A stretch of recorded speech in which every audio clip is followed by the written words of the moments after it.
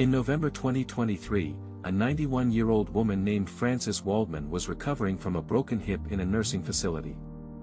Her UnitedHealth insurance approved her stay, then 3 days later, an automated system decided she was ready to go home. She wasn't. Her family appealed. The appeal was denied. She died 2 weeks later, still fighting for coverage. And here's what her family didn't know at the time: the decision to cut off her care wasn't made by a doctor. It wasn't even reviewed by a human being. It was made by an algorithm called NH-Predict, and that algorithm has a 90% denial rate for post-acute care claims. Welcome back to Zero Index. What I'm about to walk you through is one of the most disturbing intersections of AI and corporate incentives I've ever researched. Because this isn't about some future dystopia where machines control our lives. This is happening right now, to millions of Americans, and most of them have no idea. To understand what's actually going on, you need to understand how health insurance claim denials work, and why AI changed the game completely. For decades, insurance companies have denied claims. That's not new. What is new is the scale, the speed, and the complete removal of human judgment from the process. In 2019, UnitedHealth acquired a company called UnitedHealth. UnitedHealth had developed a predictive algorithm called NH-Predict, designed to estimate how long a patient would need post-acute care, things like nursing home stays, rehabilitation after surgery, home health visits. On paper, this sounds reasonable. Use data to predict recovery times, manage costs efficiently. But here's what actually happened.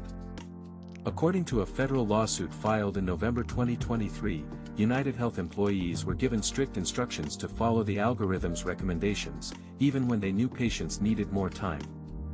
Internal documents showed that the algorithm was overriding medical professionals' judgment in the majority of cases. And when nurses or care managers tried to extend coverage beyond what NH-Predict recommended, they were pressured to stop. I want to be precise about this because most people miss it. The algorithm wasn't being used as a tool to assist human decision-making. It was being used to replace it. And the humans who disagreed with the machine were being disciplined for disagreeing. There's a third dimension to this story that took me weeks to fully understand, and I'll come back to it, because it changes how you should think about every interaction you have with your insurance company from this point forward. But first, let me show you the numbers. A 2023 investigative report by Stat News obtained internal data showing that NH-Predict's recommendations resulted in coverage denials approximately 90% of the time for post-acute care claims. 90%. Think about what that means. 9 out of 10 people who needed extended care after surgery, after a stroke, after a fall, were being told by a machine that they were ready to leave. And here's the part that actually surprised me. The algorithm was trained on historical data. But not data about medical outcomes. It was trained on data about how long insurance companies had historically paid for similar conditions. So the model wasn't asking how long does this patient need to recover. It was asking how long have we typically paid for this before. Those are completely different questions. If you've been systematically underpaying claims for years, and then you train an AI on that data, you get an algorithm that perfectly replicates your history of underpayment. You've essentially automated stinginess and called it predictive analytics. Gene Swado was a 67-year-old stroke patient in Minnesota. After his stroke, he needed intensive rehabilitation. UnitedHealth's algorithm approved 20 days. His doctors recommended 100. His family fought for months. They eventually got more coverage, but only after threatening legal action. Most families don't have the resources or knowledge to do that. Dale Tetzlaff, 70 years old, had a similar story. Denied extended care after a stroke. Died in hospice. These aren't outliers. According to the lawsuit, this was the system working exactly as designed. Now here's where it gets uncomfortable. Insurance companies are legally required to provide an appeals process when they deny claims. This is supposed to be the safeguard, the human check on automated decisions.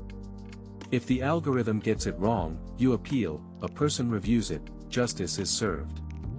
But I pulled the data on appeals, and what I found was disturbing. According to a 2023 report from the Kaiser Family Foundation, only about 0.2% of denied claims in Medicare Advantage plans are ever appealed. Not because the denials were correct, but because the appeals process is designed to be nearly impossible to navigate. Think about it. You're 85 years old. You've just had hip replacement surgery. You're in a nursing facility. You receive a notice that your coverage is being terminated in 48 hours. The notice is written in dense legal language. You have a limited window to file an appeal. You need to gather medical documentation, write a statement, potentially hire help, all while recovering from major surgery. Most people just go home. And many of them end up back in the hospital within weeks, sicker than before. UnitedHealth knows this. They've studied the data. They understand exactly how the friction in the appeals process suppresses the number of challenges to their algorithmic decisions. And I need to stop here because most people get this completely wrong. They think the problem is that the algorithm is buggy or poorly designed. The algorithm is working perfectly. The outcomes it produces are the outcomes it was built to produce. Fewer payouts. Higher margins. Faster claim processing. From a business perspective, NH-Predict is a massive success.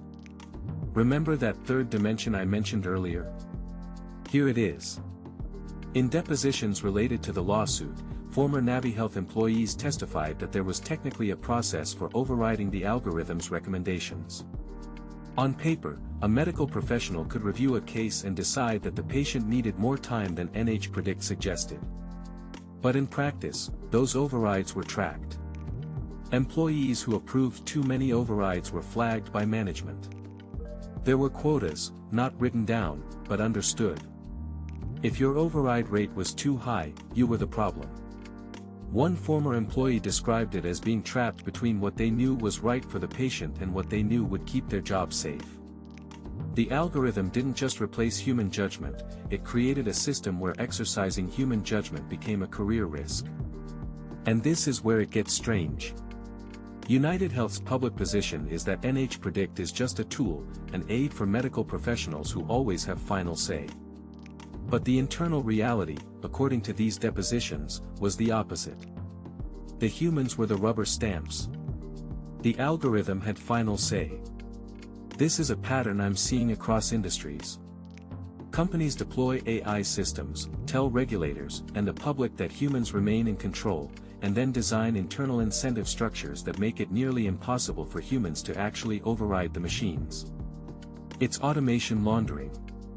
You get the efficiency of algorithmic decision-making and the legal cover of human review, without actually having meaningful human review.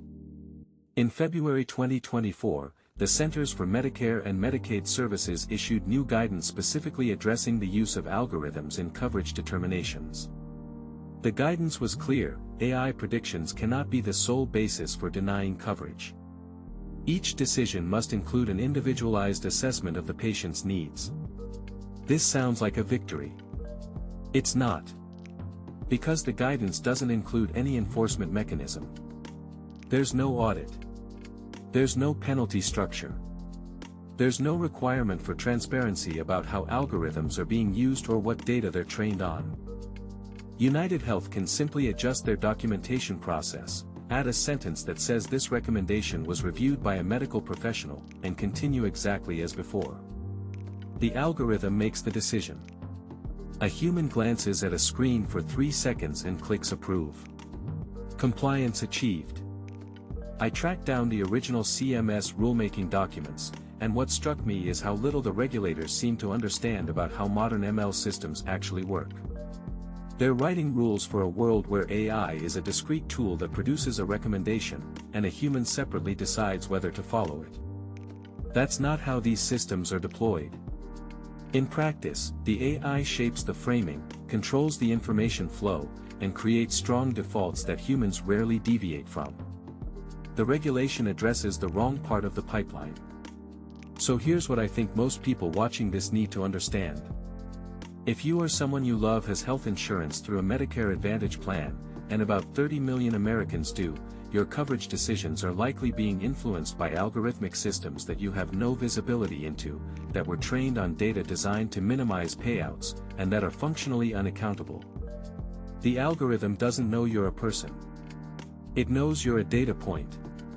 And it's optimizing for something, but that something is not your health. The lawsuit against UnitedHealth is still working through the courts. It could take years. In the meantime, here's what you can actually do. If you receive a denial letter, appeal.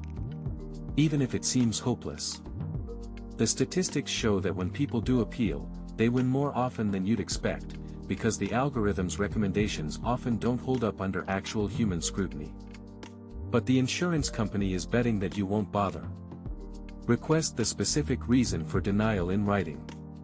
Ask if an algorithm was used in the determination. Ask for the name and credentials of the medical professional who reviewed your case. Create a paper trail. Make them document that a human actually looked at your file. And talk to your representatives. The regulatory framework for AI in healthcare decisions is being written right now, mostly by people who don't understand the technology. That can change. Here's the question I keep coming back to. We've built systems that can process millions of decisions faster than humans ever could. But we've also built systems that make it nearly impossible to appeal those decisions, nearly impossible to understand how they were made, and nearly impossible to hold anyone accountable when they're wrong. At what point does efficiency become cruelty? If that question unsettles you, I'd encourage you to share this with someone who has elderly parents, or who will need healthcare in the next decade, which is all of us. And if you want more analysis like this, subscribe. I'll see you in the next one.